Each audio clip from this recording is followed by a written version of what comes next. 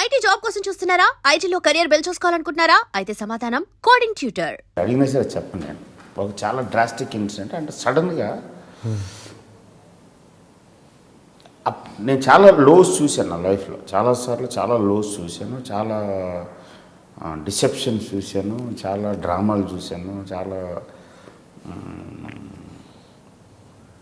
పచ్చి మోసాలు చూశాను, భయంకరమైన వెన్నుపోట్లు చూశాను కెరీర్ బిగినింగ్ నుంచి. నా దగ్గర ఒకటి వెనక్కి తిరగగానే ఇంకోటి మాట్లాడేవాడు చూశాను. సొంత కూతుళ్ళ మీద ఒట్లేసి కోట్లు లేపేసిన చూశాను. కానీ ఇది ఎక్స్పెక్ట్ చేయలేదు. ఓకే, షాక్ తిన్నాను, నిజంగా షాక్ తిన్నాను. నేను ఇంత ఎక్స్పీరియన్స్ ఇంత ప్రపంచాన్ని చూసింది నేను కూడా షాక్ తిన్నాను. ఆ నైట్ కూర్చుని ఏం చేయాలి ఇంకా అర్థమైపోయింది. టోటల్గా డోర్స్ అన్నీ క్లోజ్ అయిపోయినాయి. ఐదర్ మనం కొత్త డోర్ ఓపెన్ చేయాలి, లేదా ఉన్న డోర్లను ఏదో ఒక డోర్లో ఏదో రకంగా ఓపెన్ చేయించాలి అన్న పరిస్థితిలో గుర్తొచ్చిన ఒకే ఒక్క పేరు అన్నయ్య. సో అన్నయ్యకి తగ్గ సబ్జెక్టులు నా దగ్గర లేవు. అప్పుడు చరణ్ తోటి అంతకుముందు ఒక 2 years బ్యాక్ ఒక సినిమా అనుకున్నప్పుడు ఆయన అన్నారు, ఏదైనా మంచి ఫ్యామిలీ ఉంటే చెప్పి, నువ్వు బాగా ఫ్యామిలీ తీస్తావు కదా, చరణ్ ఫ్యామిలీ సినిమా అయితే బాగుంటుంది. చేయలేదు ఇంతవరకు ఏదన్నా ఓహో అని అనుకున్నా. మర్నాడు ఊరికినా ఎలా ఉంటుంది ఇంకేసారి నవ్వు స్టార్ట్ టెస్టింగ్, వీళ్ళు కూడా తర్వాత చూద్దాంలే అంటాడులే.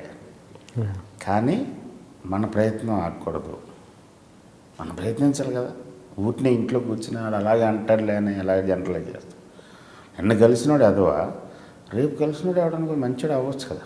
మొత్తం ఒక్కడి మీద ఉండే బ్యాడ్ ఒపీనియన్ టోటల్గా ప్రపంచం మీద నమ్మకం పోతే అలాగే అందరూ అది అలా అనుకుని ఊరికినే కబురు పంపించాను.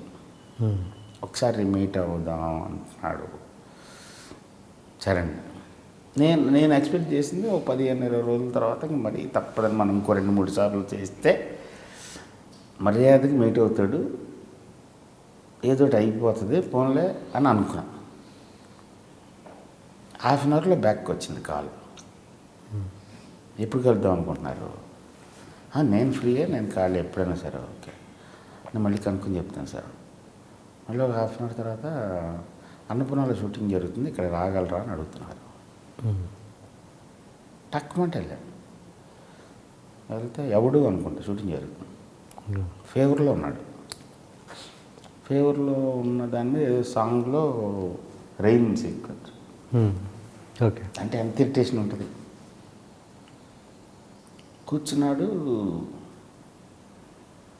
టక్మంటే వెళ్ళగానే లేచాడు, 2 సార్లు అన్నాడు, చైర్ ఆఫర్ చేశాడు. మేకప్ రూమ్లో ఆ మిర్రర్కి ఎదురుకుండా కొంచెం హైట్లో ఉంటుంది చైర్, విజిటర్స్కి ఒక 2 చైర్ల కింద ఉంటాయి. తను అక్కడ కూర్చున్నాడు, నాకేమో ఈ చైర్ చెప్పాడు.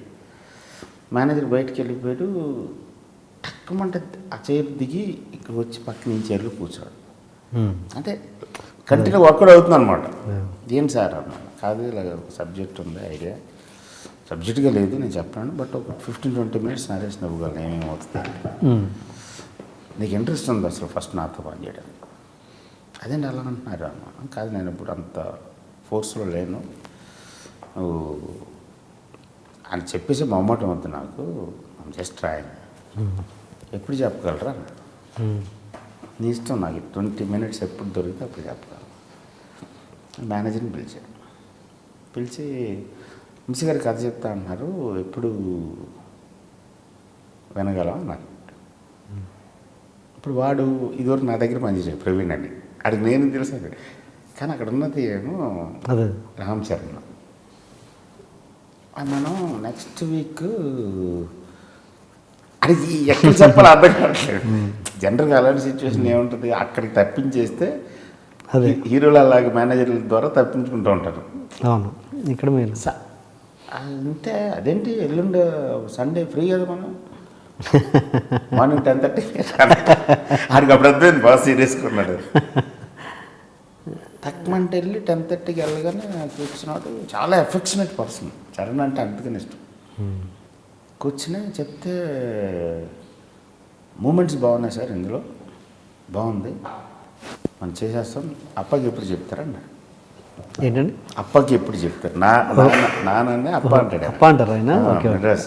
ఓకే, అంటే ఓకేనా నువ్వు అంటే లేదు నాకు ఓకే ప్రాబ్లం లేదు అప్పటికి చెప్పండి మళ్ళీ ఇప్పుడు ఆయన ఇప్పుడు సెంట్రల్ మినిస్టర్ అప్పటికి ఇది మళ్ళీ ఒక 1 month అవుతుంది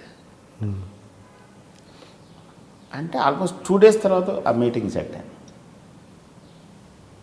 ఆ మీటింగ్లో కూర్చోగానే పొద్దున 8 o'clock అని చెప్పి కూర్చోగానే అన్నారు చిరంజీవి గారు ఫస్ట్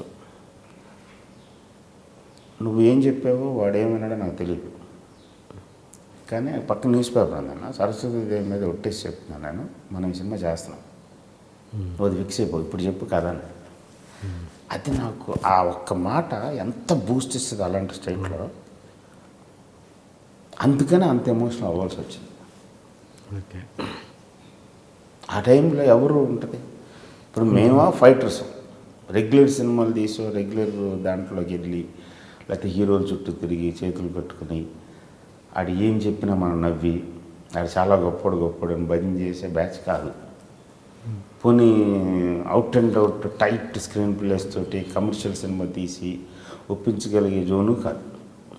నేను ఒక విచిత్రమైన జోన్లో ఉన్నాను, నాకు అర్థమవుతూ ఉంటుంది. ఇందులో మళ్ళీ నాకు నచ్చితేనే నేను చేయగలను, లేకపోతే నేను చేయలేను. నాకు నచ్చితేనే నేను చేస్తాను అని అనట్లేదు, నాకు నచ్చితేనే నేను చేయగలను అని. అదే సో ఎలాగో అనే టైంలో అంత పెద్ద పర్సను అసలు ఆయనకి ఏ రకంగా అవసరం లేదు, ఆయనకి కానీ చరణకి హ్యాపీగా చెప్పుండొచ్చు సార్ డెఫినెట్గా చేద్దాం మీరు స్క్రిప్ట్లు చెప్తా ఉండండి నేను ఎప్పుడైనా కన్విన్స్ అయితే డెఫినెట్గా చేస్తానని అనొచ్చు, which is the norm of the day. But just ఒక 10-15 minutes చెప్తే దానికి టక్కమంట ఇద్దరు ఓకే చేసి ఆ మీటింగ్లోనే చిరంజీవి గారు ఓకే ముందే ఓకే చెప్పేసారు కదా, అది బూస్ట్ ఇచ్చింది నాకు. అదే గిల్ట్ ఉంది. నేను ఏ హీరోతో సినిమా చేసినా ఆ హీరోకి ఒక సావనీర్ లాగా ఉంది సినిమా. ఒక్క చరణ్కి ఇవ్వలేకపోయాను, నెక్స్ట్ ఇయర్ ఇస్తాను. ఆ గిల్ట్ ఉంది, ఆ గిల్ట్ ఫీల్ అవుతుంది ఉంది. ఓకే ఓకే 100% ఇస్తాం. Charan deserves it. Memorable, most memorable film ఇస్తాం. మళ్ళీ ఇవ్వడానికి రెడీ ఉన్నారా వాళ్ళు? చెప్దాం అనుకుంటున్నాం. Okay okay. అండ్ ఇంతకుముందు మళ్ళీ ఈ విషయానికి వస్తే పైసా సినిమా విషయంలో జరిగిన డిలే ఏంటి కారణం? అంటే డిలే ఏమైందంటే పైసా క్వికీ కింద మొదలుపెట్టాం. కరెక్ట్గా సినిమా అనుకుని సినిమా షూటింగ్ స్టార్ట్ అయ్యే లోపల విచిత్రంగా 3-4 months గ్యాప్ వచ్చింది. ఈలోగా నానికి ఎటో వెళ్ళిపోయింది మనసు అని గౌతమ్ మేనన్ ప్రాజెక్ట్ పడింది. కరెక్ట్గా అదే టైంలో జెండాపై కపిరాజు అని ఇంకో సినిమా పడింది, తెలుగు తమిళ. అవును, సముద్రకని. దాని తర్వాత బ్యాండ్ బాజా భారత్ పడింది. ఈ సినిమాలు తన మ్యారేజ్ మన డిలే వల్ల ఈ డేట్లు వచ్చి కరెక్ట్గా మన డేట్లు వచ్చి వీళ్ళ డేట్లతో క్లాష్ అవ్వడం మొదలుపెట్టింది. ఓకే. సో నాన్న ఇక్కడుంటే వెళ్ళకట్టు. ఆ తర్వాత నాన్న మ్యారేజ్ వచ్చింది. సో ఆబ్వియస్గా 1 month ఆ మ్యారేజ్ కోసం ఆగాల్సి వచ్చింది. ఇది అయ్యి కరెక్ట్గా మనం సర్దుకుని నాని నేను వస్తాను అనే టైంకి ఈ ఆర్ఆర్ వెంకట్ అనే ఒక సంస్థ టప్మంటే బ్లాస్ట్ అయిపోయింది. అవన్నీ వచ్చి ఈ సినిమా మీద పడి. అండ్ పుప్పల రమేష్ అనేవాడు రెగ్యులర్ ప్రొడ్యూసర్ కాదు, is not a serious producer. తనకు ఒక సరదా ఒక ఫన్, వెరీ ఫన్ పర్సన్ అతను. సో అతను కోపప్ చేయలేకపోయాడు. ఓకే. డిలేలు మొదలైంది. ఈ డిలేల్లో మళ్ళీ ఫర్దర్గా నాని 3 సినిమాల మధ్యలోంచి రావాలి. ఓకే. ఆ పిల్లడు ఏం చేయగలడు పాపం, లాక్ అయిపోయాడు తెలుస్తుంది. అండ్ ఇక్కడ అసలు ప్రొడక్షన్కి డబ్బులు లేవు. సో 4 lakhs 5 lakhs కావాల్సిన సీక్వెన్స్ 50,000లో 60,000లో చేయాల్సి వచ్చేది. ఓకే. అసలు 2 days షూట్ చేస్తే 1 month గ్యాప్ వచ్చేది. మళ్ళీ 1 month తర్వాత ఏదో తంటలు పడి సెట్ చేస్తే అప్పుడు ఎలా ఉంటుంది స్పిరిట్. అంతే. అది కూడా ఏంటి క్వైట్ కాంట్రాస్ట్ ఉంది. క్విక్కీగా చేద్దాం, 3 monthsలో ఫినిష్ చేద్దాం అనుకో. అది ప్రాబ్లం పైసా. మళ్ళీ ఎలా బయటపడింది ఆ సినిమా? మరి ఎవరి హెల్ప్తో బయటపడింది. ఎవరు హెల్ప్ కాదు, వాళ్ళే ఏదో తండ్రులు పడి ఫైనాన్షియర్స్ అందరూ దాని మీద ఉన్నదంతా తగ్గించుకుని వాళ్ళు హ్యాండ్ ఓవర్ చేసుకుని రిలీజ్ చేశారు. Okay okay. మీకు ప్రొడక్షన్ పరంగా సినిమా నిర్మాత ఎగ్గొట్టిన సందర్భాలు ఉన్నాయా ఏమన్నా? కోకోలలో చాలా కోకోలలో అసలు ప్రతి సినిమాకి అదేనా? ఆల్మోస్ట్ అన్ని సినిమాలు అనలేం కానీ నాగార్జున కరెక్ట్గా ఇచ్చాడు, మహాత్మా మనోహర్ కరెక్ట్గా ఇచ్చాడు, మిగతా ఇంకో ఇద్దరు ముగ్గురు. ఎందుకు అలా జరుగుతుంటుంది? అంటే మీరు ఒకసారి జరిగిన తర్వాత కూడా మళ్ళీ అదే అనుభవం ఎందుకు అవుతుంటుంది? ఎందుకు ఏమో దాని మీద ఎప్పుడు సీరియస్గా ఆలోచించలేదు నేను. డబ్బు ఇంపార్టెంట్ అనుకోను. ఇప్పుడు చందమామ సినిమా ఉంది, ఇప్పుడు అది కమర్షియల్గా వైబుల్ కాదు కదా ఐడియా లెవెల్లో.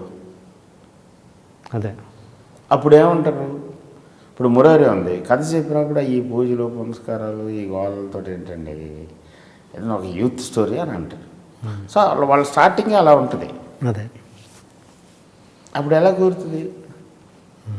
ఎక్కడ చోట కాంప్రమైజ్ అవ్వాలి. ఫస్ట్ పర్సన్ నేనే అవుతాను, వదిలేస్తాను దాన్ని. సరే ఓకే సినిమా జరిగిన చాలు, తర్వాత మనం చూసుకున్నాం.